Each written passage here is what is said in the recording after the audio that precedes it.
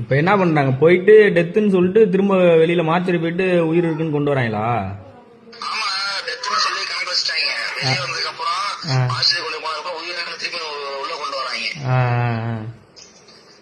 அதே மாதிரி இங்க என்என்ஸ் எல்லாம் லாக் பண்ணிருக்காங்க. அப்படியே வீடியோல பாரு.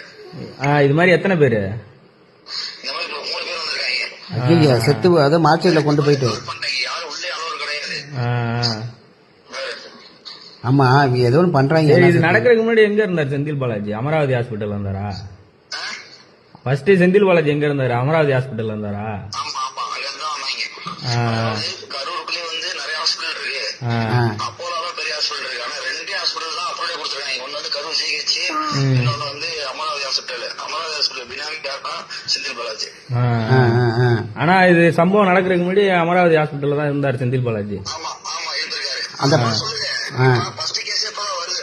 ஆனா அந்த கூட்டம் நடந்த அந்த பிரச்சனை நடந்ததுக்கு அந்த கூட்டம் போட்டாங்கன்னா நடந்ததுக்கும் அமராவதி ஆஸ்பத்திரி தான் நியரஸ்ட் பக்கம்.